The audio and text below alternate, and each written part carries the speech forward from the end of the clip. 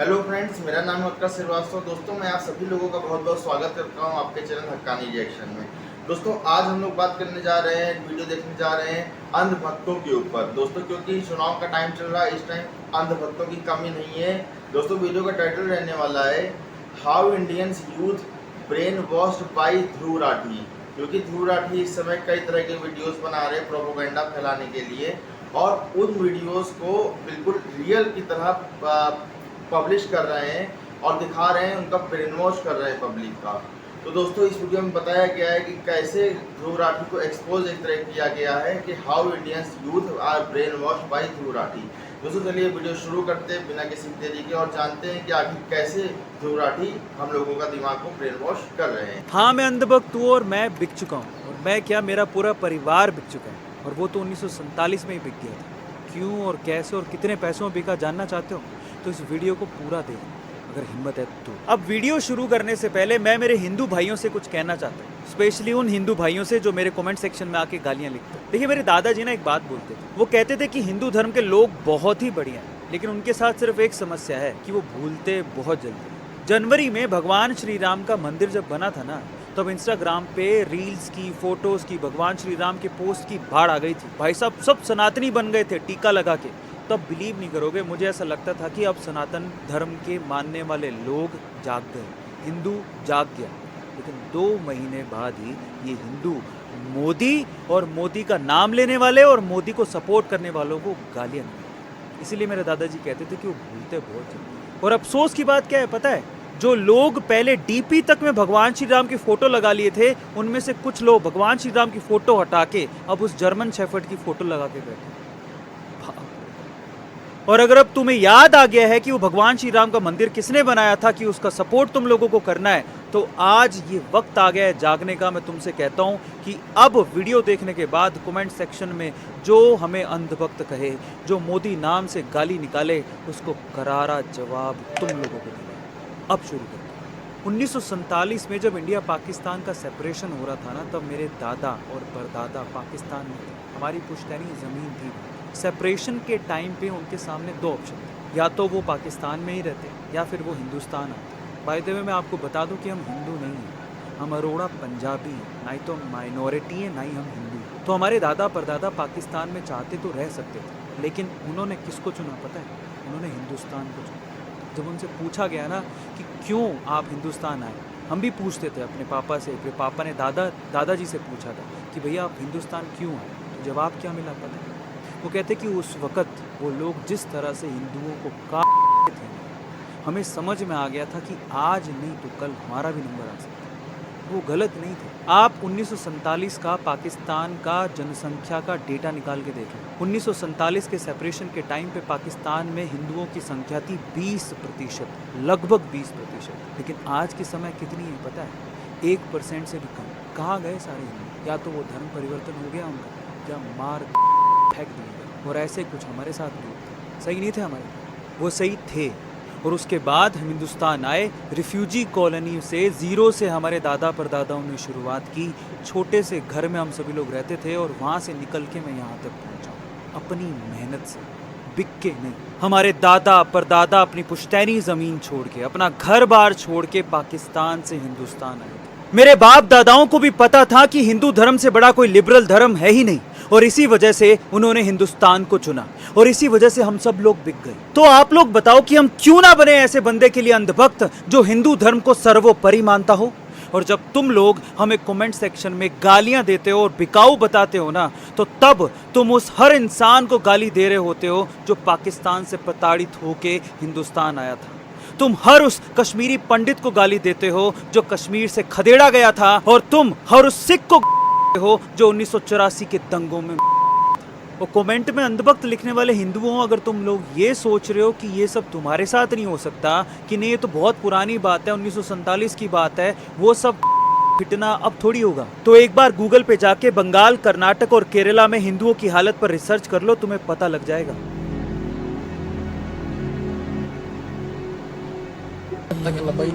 ಪಾಕಿಸ್ತಾನ ಜಿಂದಾಬಾದ್ ಅಂತ ಕೂಗುವಂದ್ರು. ಅಲ್ಲಾಹು ಅಕ್ಬರ್ ಮೋದಿ ಬಗ್ಗೆ ಸಾಂಗ್ ಮಾಡಿದ್ದೆ, ನೀನು ಇಲ್ಲ ಸಾಯಿಸ್ತೀವಿ ಕೂಗ್ತೀಯ ಇಲ್ವಾ ಅಂತೇಳಿ ನನ್ನ ಕೈಯಲ್ಲಿ ಒಂದು ಫೋಟೋ, ಶ್ರೀರಾಮನ್ ಫೋಟೋ, ಫ್ಲಾಗ್ ಎಲ್ಲ ಇತ್ತು, ಅದನ್ನೆಲ್ಲ ಕಿತ್ತು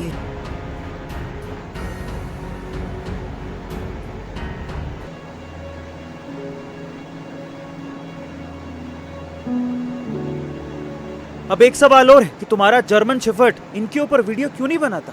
हाँ, एक और बात, तुम लोग कहते हो कि हम लोग लद्दाख और मणिपुर के मुद्दे पर कुछ नहीं बोलते, तो तुम्हारा जर्मन शेफर्ड भी बहुत से मुद्दों पे मुंह नहीं खोलता है, स्पेशली हिंदुओं के मुद्दे पर। अब जरा जाके तुम्हारे जर्मन शेफर्ड को देख लो, वो बहुत ही सेलेक्टिव वीडियोस बनाता है, या तो कांग्रेस और आपके सपोर्ट में, या बीजेपी के खिलाफ, या एक खास वर्ग को सपोर्ट करने में। बस जाके कभी उससे पूछना कि उसने कभी संदेश खाली में जो हुआ उस पर वीडियो बनाया है, आपके ऊपर खालिस्तान समर्थकों से पैसे लेने के मामले पे उसने कभी वीडियो बनाया है, बंगाल के शिक्षा घोटाले पे उसने कभी वीडियो बनाया है, कर्नाटका में 100 करोड़ वक्फ बोर्ड को दे दिए गए और मंदिरों पे टैक्स लगाने की कोशिश की गई, उस पे वीडियो बनाया है, हनुमान चालीसा गा रहे एक हिंदू पे FIR हो गई, उस पे वीडियो बनाया है, कर्नाटक के नेहा नाम की लड़की जिसके कांग्रेसी पिता खुद कहते हैं कि लव जिहाद की वजह से उसको गया, उस पे उसने कुछ बोला, तमिलनाडु में सनातन धर्म को वायरस बोला गया, उस पे वीडियो बनाया, या राम मंदिर, कश्मीर का कायाकल्प, धारा 370, रेलवे का कायाकल्प, इनमें से किसी भी मुद्दे पर वो मुंह खोलता है, क्योंकि वो खुद उतना ही और वैसा ही बोलता है जितना उसके आका बोलने को कहते हैं,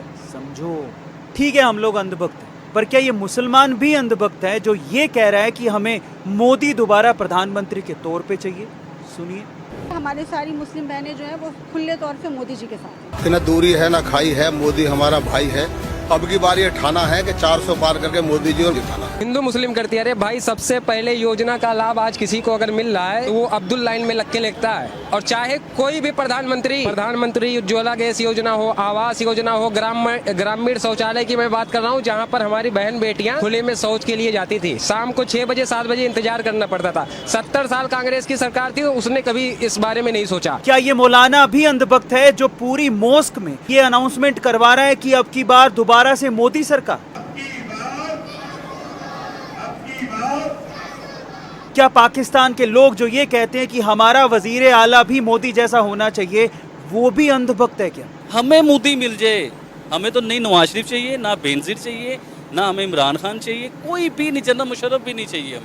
हमें सिर्फ प्राइम मिनिस्टर मोदी चाहिए जो इस मुल्क के टेढ़ों को सीधा करे। अब यहाँ दुख की बात यह है कि माइनॉरिटीज चाहते हैं कि मोदी वापस आए, लेकिन कुछ हिंदू ये नहीं चाहते कि मोदी वापस प्रधानमंत्री हो, वो भी सिर्फ इसलिए कि जर्मनी में बैठा एक बंदा ये कह रहा है कि डिक्टेटरशिप आ गई। वाह क्या बात। अब तो मेरा इतिहास जान के तुम्हें समझ में आ गया होगा कि मैं और मेरा परिवार क्यों बिका।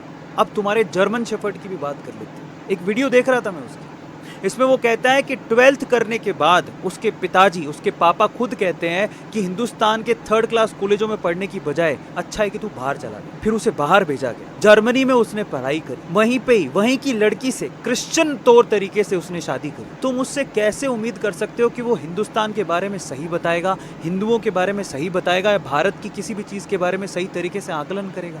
यही मूर्खता है तुम लोगों की। और कभी कभार मुझे ना जो कमेंट में हिंदू, चलो दूसरों का तो समझ में आता है, जो हिंदू कमेंट में गलत लिखते हैं उन पे तो मेरे को हंसी आती है। जिस दिन गजवाए हिंद हो गया, कट हो गया, और उस वक्त तुम कहाँ जाओगे? हमारे दादा परदादाओं के पास तो फिर भी ऑप्शन था हिंदुस्तान का, लेकिन हिंदुस्तान में जिस दिन गजवाए हिंद हो गया, तुम कहीं के नहीं रहोगे। एक बात सुन लो, तुम हिंदुओं के लिए सिर्फ पूरी दुनिया में एक ही देश है और वो है हिंदुस्तान, और उनके अस्तित्व को ऊपर तक ले जाने वाला सिर्फ एक ही इंसान है और वो है नरेंद्र मोदी, जिसको तुम कमेंट में भर भर के गालियां निकालते। और जो लिखते हैं ना कि कमेंट में अभी अनसब्सक्राइब करके जा रहे हैं, भाई तुम जाओ, तुम्हारे जैसे लोगों की जरूरत ही नहीं है मेरे को, तुम अभी जाओ अनसब्सक्राइब करके। क्योंकि जो हिंदू अपने देश का ना हो सका, मोदी का ना हो सका, जिसने हिंदुस्तान के लिए, इस भारत के लिए क्या क्या किया है, वो मेरा क्या होगा? मुझे जरूरत ही नहीं।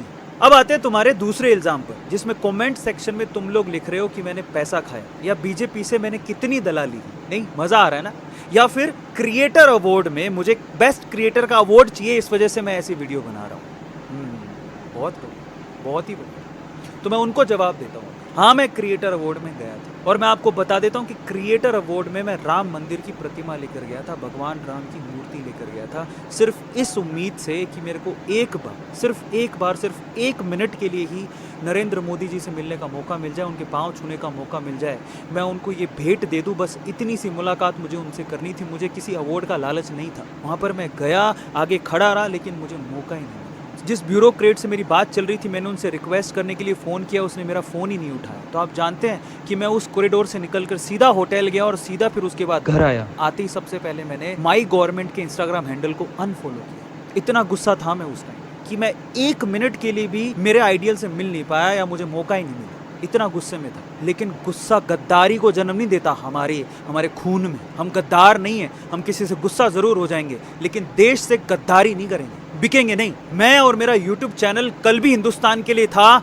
आज भी हिंदुस्तान के लिए है और कल भी हिंदुस्तान के लिए ही रहेगा। और मुझे कोई परवाह नहीं है ऐसे सब्सक्राइबर्स की। प्लीज जाओ जो कभी हिंदुस्तान को समझ ही नहीं सके। अब ये तो रही मेरी बिकने की बात।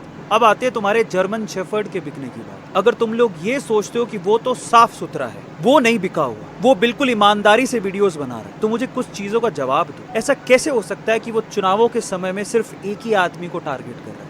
कभी सोचा है? उसकी वीडियोस खोल के देखो, मोदी मोदी मोदी मोदी मोदी, सिर्फ उसके खिलाफ ही वो वीडियो बना रहा है। क्या ये किसी प्रोपेगेंडा से कम नहीं है? इतनी फ्रिक्वेंटली वीडियो डाल रहा है। मुद्दे और भी हैं। वो पहले और भी वीडियोस बनाता था। मैं खुद बताता हूँ, मैं खुद उसके वीडियोस का फैन था लेकिन अभी नहीं हूँ, क्योंकि वो खुद साजिश कर रहा है। कैसे साजिश कर रहा है? मैं एक लाइन बोलता हूँ जो आप उसके कमेंट सेक्शन में जाके उससे पूछ लो कि इसकी सच्चाई बता, वो बता दे तो मैं गारंटी देता हूँ। उसको बोलना इंडिया सैम, यूएस जोई, और उसके बाद तेरे अकाउंट में डॉलर से जो पेमेंट आई, तू अपना बैंक अकाउंट से अपने डॉलर के पैसों का हिसाब दे दे भाई, मैं मान जाऊंगा। हमें भी पता है कि वो कहाँ से स्क्रिप्टें लिखवाता है, उसको पैसा कहाँ से मिलता है। इसलिए अगर तुम लोग ये सोच रहे हो कि वो तो दूध का दूल्हा है, तो वो नहीं है भाई। उसके चैनल पर जाकर देखो कि अचानक से उससे पूछना कि चुनाव पर सिर्फ एक ही आदमी को टारगेट क्यों चल रहा है, और मैं उसका रीजन भी बता देता हूं कि वो क्यों कर रहा है। देखिए, समझिए, नरेंद्र मोदी पूरे भारत का पहला ऐसा प्रधानमंत्री है जिसके सामने यूएस का प्रेसिडेंट भी फीका पड़ गया। जब लिस्ट आती है ना टॉप लीडर्स की,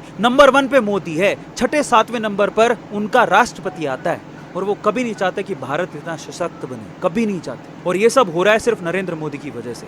इसलिए यूएस खुद चाहता है कि इन चुनावों में मोदी को हटाया जाए, बीजेपी की सरकार को हटाया जाए। जो हिंदू जाग रहा है, इसको शांत करना जरूरी है, क्योंकि इससे अमेरिका के मंसूबे पूरे नहीं हो रहे। और एक और बात बता देता हूँ, यूट्यूब भी इसमें दूध का दूल्हा नहीं है। आपको ये बात समझ लेनी चाहिए। अगर उस जर्मन शेफर्ड की वीडियो हर बार आपको दिखाई दे रही है, हर बार उसकी वीडियो में मिलियंस ऑफ व्यूज आ रहे हैं, तो उसके पीछे यूट्यूब है, और यूट्यूब यूएस का है, और यूएस कतई नहीं चाहता कि इंडिया में मोदी की सरकार बने। ये है सच्चाई। और अगर अभी भी आपकी आत्मा नहीं जागी तो बेटा तुम राम भरोसे हो। आप सब लोगों ने मिलके मेरे चैनल को गिरा दिया, बहुत बढ़िया।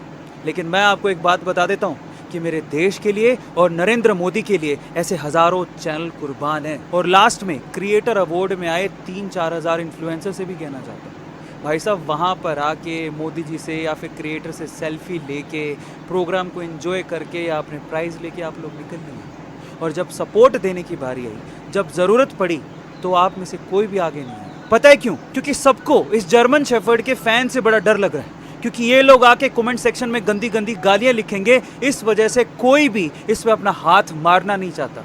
लेकिन ये समझ लो कि यही समय है जब आपके आवाज उठाने की जरूरत है, क्योंकि अगर आज आवाज नहीं उठाई ना, तो ये सारे युवाओं का ब्रेन वॉश कर देगा सिर्फ अपने पैसों की कमाई के लिए। लास्ट में जाते जाते ना मैं आपको एक बात बोलूँ, मैं बार बार, कम से कम 2 से 3 बार मैंने अभी बोला कि उस नरेंद्र मोदी ने भारत के लिए बहुत कुछ किया है। चलो छोड़ो, आप कहोगे कि इसका प्रूफ दो, या ये, मैं कहता हूँ आप सिर्फ एक ही काम कर लेना मेरे कहने पे। नेटफ्लिक्स में एक मूवी आई है धारा 370। आज का जितना युवा, मुझे तो कभी कभार इस बात पे भी अफसोस होता है, कमेंट सेक्शन में लिखता है we are the fan of German shepherd, we love German shepherd. अरे तुम सरहद पे खड़े उस सैनिक के फैन नहीं हो। ये नरेंद्र मोदी जिसने अपना पूरा जीवन लगा दिया, 70 साल में जो बीमारी बाकी पार्टियां मिलके ठीक नहीं कर पाई, जम्मू कश्मीर तड़पता रहा, आग लगी रही वहां पे, इस आदमी ने अपने कार्यकाल में वो सब खत्म किया। उसके बाद इन लोगों ने आज जम्मू कश्मीर की जो हालत ठीक की है, आप वहां के युवाओं से जाके पूछो, उनके वैली को स्वर्ग बनाने वाला आदमी नरेंद्र मोदी है, जिसको तुम लोग गालियां निकालते